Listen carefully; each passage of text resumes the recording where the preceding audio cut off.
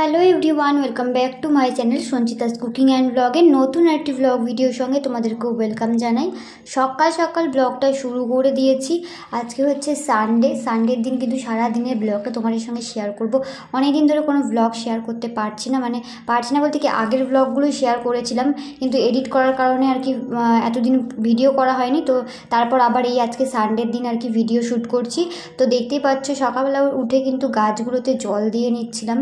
যে কটা গাছ আর কি দু একটা লাগিয়েছি সেইগুলোই আর কি এখানে গাছে জল দিয়ে রাখছিলাম। আর আছে না, সকালে বিকালে দুবেলা না জল দিলে হয় না, কারণ এত শুকিয়ে কাঠ হয়ে থাকে আর কি বলবো। যাই হোক, তোমরা পুরো ভিডিওটা দেখতে থাকো, আশা করছি তোমাদের ভালো লাগবে।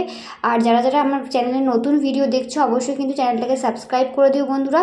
আর যারা যারা ফেসবুক থেকে দেখছো ফেসবুক পেজটাকে ফলো করে দিও। তো চলো আজকের মতো ভিডিওটা এখান থেকে স্টার্ট করছি, তোমরা দেখতে থাকো, সঙ্গে থাকো। আর যারা যারা ভিডিওটা এখান থেকে দেখা শুরু করছো অবশ্যই কিন্তু লাইক দিয়ে ভিডিওতে একটা, আর ভিডিওটা দেখতে থাকো। তো ফ্রেশ হয়ে চলে এসেছি রান্নাঘরে। আর রান্নাঘরে এসে প্রথমেই কিন্তু ব্রেকফাস্ট বানিয়ে নিয়েছি, তার আগে কিন্তু রুটি করেছি।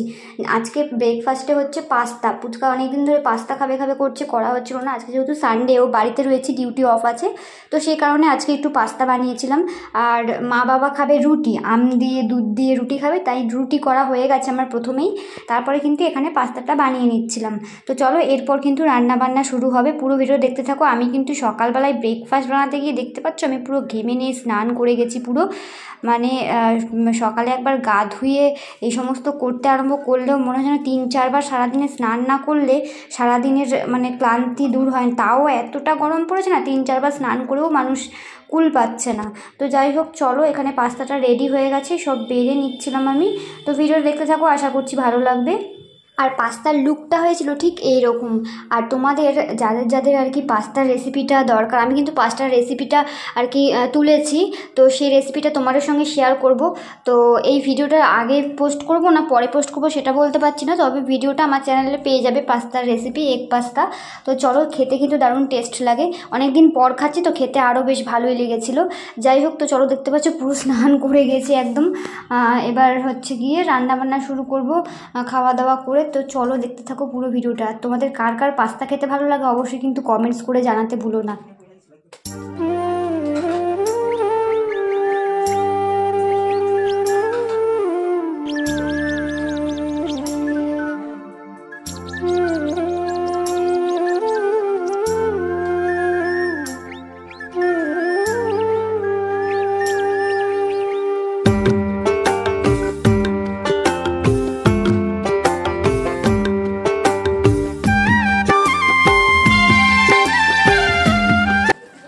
তো তারপর এদিকে মা হচ্ছে গিয়ে আমড়া দিয়ে একটু চাটনি করবে, তো এখানে করে নিচ্ছিল। আর আমি কাঁকরোলটা ভেজেই আর কি চাটনিটা বসিয়েছে মা। আর আমি অন্যদিকে হচ্ছে গিয়ে সব কেটে নিচ্ছিলাম। এখানে মাছ হবে, ওইদিকে লাউয়ের তরকারি হবে, এখানে মাংস হবে, মাংসের জন্য যা যা লাগবে সব কেটে কুটে নিচ্ছিলাম। আর মা ওইদিকে কাঁকরোলটা ভেজে আর কি করছে, টক করছে। আর এদিকে মাংসের জন্য আমি সব রেডি করছিলাম, ওদিকে মা লাউ ঘন্টটা করে নেবে। তো চলো দেখতে থাকো। এই দেখো, তোমাদের সঙ্গে কথা বলতে বলতে এদিকে কিন্তু লাউ ঘন্ট পুরো কমপ্লিট হয়ে গেছে। এটা মা খাবে, মায়ের জন্যই করছে আর কি। মায়ের আর কি মাছ ঠাছ খেতে গন্ধ লাগে, এখন খেতে পারছে না কয়েকদিন ধরে আর কি। তো যাই হোক, তাও মাছ করছি, মা বাবা দুজনের জন্যই করছি। আর আমাদের যেহেতু মাংস হবে, তো সব এখানে মশলা টশলা রেডি করে রাখছি। আজকে আর মনে হচ্ছে না শিলে বেটে রান্না করি, প্রত্যেক দিনই শিলে বেটে রান্না হয়। তো আজকে আর এত গরম দিয়েছে না, বিভৎস মনে হচ্ছে মরেই যাব। যাই হোক, তারপরে কিন্তু মাছ হয়ে গেছে, আর এদিকে মাংসও বসিয়ে দিয়েছিলাম। চলো পুরো ভিডিওটা দেখতে থাকো। বাড়ির প্রত্যেকটা বউ, প্রত্যেকটা মহিলারা এইভাবে এত গরমে কিভাবে রান্না করছে, তারপরেও যদি শুনতে হয় যে এই তো শুধু করা হয় রান্না বান্না, খাওয়া দাওয়া, বাসন মাজা, ঘর মোছা, আর তো কাজ নেই কোনো কিছুই। কিন্তু এই যে রান্নাটা এত কষ্ট করে মানুষ রান্না করছে গরমের মধ্যে, প্রত্যেকটা বাড়ির মহিলাদের কথাই বলছি, শুধু আমি বলে না, প্রত্যেকটা বাড়ির মহিলারাই যারা রান্না করে তারাই বোঝে যে কীভাবে কষ্ট করে রান্না করতে হয় এই গরমের মধ্যে। আমি কিন্তু রান্না করতে খুব ভালোবাসি বন্ধুরা, আমাকে জোগাড় করে দেবে সব কিছু, আমি রান্না কিন্তু মানে বসে বসে রান্না করতে আমার খুবই ভালো লাগে। কিন্তু এই যা গরম পড়েছে, এই গরমে খালি মনে হচ্ছে কতক্ষণে রান্নাঘর থেকে বেরোবো। কি আর বলবো, চলো পুরো ভিডিওটা দেখতে থাকো। আর তোমাদের কার কার মনে হয় যে এরকম রান্নাবান্না ছেড়ে দিয়ে চলে যাই কোথাও?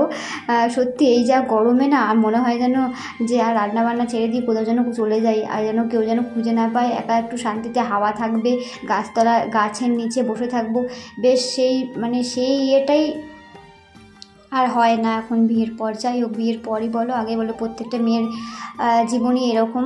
তো সুতরাং বলেও লাভ নেই, সবারই একই মানে সবারই মতামত একই হয় যে এই যে কষ্ট করে মানুষ রান্না টান্না করে, তারপরও কেন বলে যে মেয়েদের কি কাজ থাকে। ছেলেরা যে বলে না যে মেয়েদের কি কাজ থাকে, মেয়েদের তো ওই রান্না বান্না, ঘরে থাকবে আর কোনো কাজ নেই। কিন্তু তোমরা একবার করে দেখো, অনেকে করে, অনেক ছেলেরা করে, কিন্তু আবার অনেকে এরকম বলে, আমি দেখেছি ফেসবুকে অনেক পোস্টও দেখেছি এইভাবে। কিন্তু এটাই কিন্তু এতটা কষ্ট, আমি কিন্তু করে আছি, যা অনেক কথা বলে ফেলছি। যাই হোক, চলো ভিডিওটা দেখতে থাকো, আশা করছি তোমাদের ভালো লাগছে ভিডিওটা। আর আমার প্রত্যেকটা ব্লগ যে দিচ্ছি কদিন ধরে ফেসবুকে, ইউটিউবে তো আমি প্রায়ই দিয়ে থাকি, মানে প্রতিদিনই বলতে গেলে দিয়ে থাকি। আর যারা যারা ইউটিউবে ফেসবুকে নতুন দেখছো ভিডিওগুলো, তোমাদের কেমন লাগছে কমেন্ট করে জানাতে ভুলো না। তোমাদের সঙ্গে কথা বলতে বলতে আমার মাংস কষানোও অনেকটা হয়ে গেছে, দেখতেই পাচ্ছ। আর আমি কিন্তু এখানে একদম শুকনো লঙ্কা মানে এখানে দিয়েছি একটু কাশ্মীরি লঙ্কা কালারটার জন্য, এমনি কিন্তু বাকিটা সবই গোলমরিচ আর কাঁচা লঙ্কা দিয়ে করছি। আর করব একদম পাতলা ঝোল করব, যা গরম পড়েছে। আর আমার না মানে পাতলা ঝোল যতই করি না কেন, মানে কষা যখন হয় তখন আমারও আর আমার বরেরও মানে মনে হয় যেন এক পিস কষা অন্তত তুলে খাই। তো আমার বর বলেই গেছে আমার জন্য কিন্তু 2 পিস তুলে রাখবে। যাই হোক, একটুখানি কষা তুলে রাখবো, আর বাকিটা কিন্তু একদম একদম কী বলবো, পাতলা একদম ঝোল, টালে পাতলা ঝোল বলতে পারো, কারণ এই গরমে রিচ খাওয়া একদমই যাবে না, যে কারণে। তো চলো তোমাদের সঙ্গে কথা বলতে বলতে দেখো আমার রান্নাও কিন্তু কমপ্লিট হয়ে গেছে, একদম পাতলা ঝোল সিম্পল, দেখতেই পাচ্ছ, কালারটা দেখেই বুঝতে পারছো। আর এইদিকে কিন্তু একটুখানি কষা মাংস তুলে রেখেছিলাম, আমার 2 পিস আর পুচকার 2 পিস এখানে তুলে রেখে দিয়েছি। কষাটা খেতে কিন্তু দারুণ দুর্দান্ত হয়েছিল, কিন্তু কি করব, এত গরমে তো অত কষা খাওয়াটাও ঠিক না না। তো যে কারণে দেখো এখানে ঝোল করেছি, আর ওখানে ও হচ্ছে কি পিসিদের দেবে বলে আর কি বেড়ে নিচ্ছিল মাংস। তো চলো দেখতে থাকো আর কি কি রান্না হচ্ছে সেটাও তোমাদেরকে একবার এক ঝলকে দেখিয়ে দিই। আর এদিকে ভাতটা হচ্ছে, ভাত হয়েই এসছে প্রায়, আমি এখন আরেকটু ফুটলে আর কি নামাবো। তো চলো এদিকে কী কী রান্না হয়েছে দেখিয়ে দিই। আজকে সিম্পল মেনুই হয়েছে, এখানে ডালটা ছিল ফ্রিজে গরম করে রাখলাম। আর এদিকে হয়েছে কাঁকরোল ভাজা, আর করেছি হচ্ছে গিয়ে মাছ, আর তার সাথে মা করেছে কাঁকরোল ভাজা, আর এই যে লাউ ঘন্ট, লাউ তো খায় না এই মাসে, চাল কুমড়ো। আর এদিকে মাছ করেছি মায়ের বাবার জন্য, আর আমাদের হয়েছে মাংস, তোমরা তো দেখলে। আর এখানে হচ্ছে কি একটু তরকারি, মা কালকে কচুর তরকারি করেছিল সেটা ছিল, আর দই পটলও ছিল, দই পটল না সরি, পটল ভাপাও ছিল। তো আর এখানে হচ্ছে কষা মাংস, আর তার সাথে হয়েছে মাংসের ঝোল, আর এখানে আমড়া দিয়ে চাটনি। তো এই হচ্ছে আজকের রেসিপি। তো ফুচকা বেড়ে দিয়ে চলে গেল, এই যে পিসিদের মাংস, আর সাইডে আছে কষা মাংসটা, আর ওইদিকে হচ্ছে ঝোলের মাংসটা। যাই হোক চলো এবার এগুলো হচ্ছে পরিষ্কার করবো, পরিষ্কার করে নিয়ে তারপর তোমার সঙ্গে আবার কথা বলবো। খেতে ভালো হয়েছে। পিসি শাশুড়িকে একটু টেস্ট করতে দিয়েছিলাম পাস্তা, তারপরে আর কি আমিও খেতে বসে গেছি। আর ফুচকা তো খাওয়া হয়ে গেছে অলরেডি অনেকক্ষণ আগে, কারণ পাস্তা দেখেছে না, পাস্তা দেখে আগেই ওর খাওয়া দাওয়া হয়ে গেছে। ও একটুখানি বেরিয়েছে, যেহেতু হচ্ছে সানডে দিন অনেক কাজ থাকে বাইরে, তো একটুখানি বেরিয়েছে, বাজারের দিকে বোধহয় গেছে। আমি রান্না করেছিলামও, তাই জন্য ও তাড়াতাড়ি আমি বললাম তুমি তাহলে খেয়ে বেরো, না হলে না ও যদি এখন না খেয়ে বেরোয় তো খেতে খেতে ওর 12টা 12:30 বাজে, তারপরে দুপুরের খাবার খেতে লেট করে। তো যাই হোক, ওই জন্য তাড়াতাড়ি খেয়ে বেরিয়েছে, আর আমি এখন ব্রেকফাস্ট করছি। ঘেমে পুরো স্নান করে গেছি, রান্নাঘরে খেতে গেছিলাম। তো এই যে দেখো খাবার ঠাবার সব নিয়ে চলে এসছে, এখন বাজে কটা দেখবে, এখন বাজে 4টে, পুরো 4টে বাজে। তো এই যে এখন খাবো, ঘরে নিয়ে এসেছি। তো রান্নাঘরে এতটা গরম যে ওখানে মানে শুধুমাত্র বসে স্যালাডটা কেটেছি, শসাটা পেঁয়াজটা কেটেছি, কাটার এই ফল, রান্নাঘরে বসে খাওয়াই যাবে না, ফ্যানটা আসতে দাও। তো তারপরে এই যে খাবার নিয়ে চলে এসেছি, এখানে বসে খাবো। তো চলো দুপুরবেলা খাওয়া দাওয়া করে আর মানে ভিডিও শ্যুট করতে পারিনি, কেননা খেয়ে দিয়ে উঠলাম তো 4:30-র দিকে। তারপর একটু ফেসবুক লাইভ করছিলাম, যারা ফেসবুক থেকে দেখছো তারা তো জানো, সে মানে রোববার দিনকে ফেসবুক লাইভ করছিলাম। তো সেদিনকেই সন্ধ্যাবেলা একটু রেডি হয়ে গেছি, এখন একটুখানি বেরোবো, একটু দরকার আছে, কিছু কিছু জায়গায় যেতে হবে যে কারণে। তো তার আগে আমার বরকে বলছি রেডি, আমাকে কখন বলেছে রেডি হও বেরোবো, তো আমি তো রেডি হয়ে গেছি। তারপর দেখি ও এখনও হয়নি। তারপর দুপুরবেলা সবাই আইসক্রিম খেয়েছিল, আর একটা আইসক্রিমই পড়েছিল আমার, তো সেটা আমি খাইনি দুপুরে, তো যে কারণে এটা এখন আমি খাবো। আর ও ততক্ষণ রেডি হয়ে নিক, তারপরে একসঙ্গে বেরোবো। তো যাই হোক, আইসক্রিম আর ঘরে নেই, একটাই লাস্ট পর্যন্ত শেষ ছিল। তো এখন বেরোচ্ছি, আবার আসার সময় আইসক্রিম কিনে নিয়ে আসতে হবে, কেননা ফ্রিজে না থাকলে না কেমন যেন যখন খেতে ইচ্ছা করে তখন মানে নেই কেমন একটা লাগে। আর আমার বর তো মানে খেয়ে দিয়ে রাত্রিবেলা খাওয়া দাওয়া হলে তারপরও একটু আইসক্রিম হলে একটু ভালো হয়, তো যে কারণে তো আসার সময় কিনে নিয়ে আসবো আবার, কেননা শেষ হয়ে গেছে অনেক। তারপর রওনা দিয়ে দিয়েছি আমি আর ও দুজন মিলে। এখন যাব একটু, অনেকগুলো দোকানে যেতে হবে, কিছু জিনিসপত্র কিনবো, তো যেগুলো দরকারি জিনিসই আর কি। আর কদিন পরে তো ষষ্ঠী আছে, ষষ্ঠীতে বাড়ি যাব, মানে পরশু দিনই যাবো বাড়ি, তো যে কারণে দু একটা জিনিস কিনতে হবে, সেই জন্যই বেরিয়েছিলাম। তো বই খাতার দোকানে এসেছিলাম, বোনের জন্য কিছু দু একটা জিনিস নেওয়ার ছিল, সেই জন্য এখানে এসেছি। তো এখান থেকে এবার আরও দু একটা দোকানে যেতে হবে। যাই হোক, তো সবটা আমি ব্লগে শ্যুট করতে পারিনি, মানে মনেও ছিল না, আর পরে এসে মনে পড়েছে। তো বাড়ি যাওয়ার সময় এখান থেকে আইসক্রিম নিয়ে নিচ্ছিলাম 2-3 জায়গায়, আমুলের মানে আমুলের আইসক্রিম এখানে 2-3 জায়গায় এসেছি।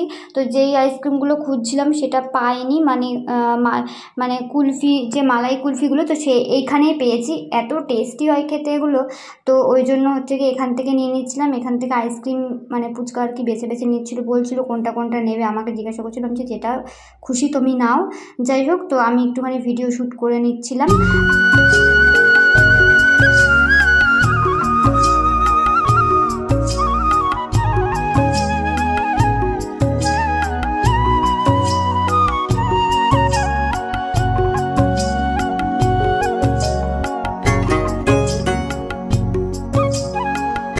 তারপর চলে এসেছি বাড়ি, আর বাড়িতে এসে আগের দিন যে আম পান্নাটা নিয়ে এসেছিলাম সেটা একটুখানি ফুচকা বললো করো দেখি এটার টেস্ট কীরকম, কারণ এটা আগে কখনো টেস্ট করিনি। এর আগে যেটা ছিল সেটা হচ্ছে সোমা কোম্পানিটা, আর এটা হচ্ছে কোম্পানিটা আলাদা। তো এটা নাকি খেতে আরও টেস্ট, দোকান থেকে বলেছে।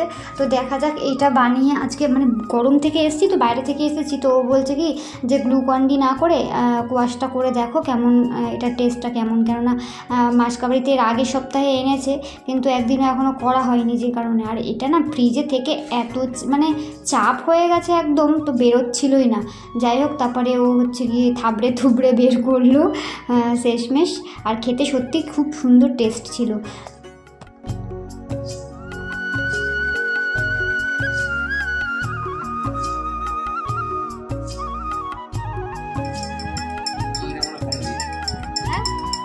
আরও চিনি লাগবে নাকি?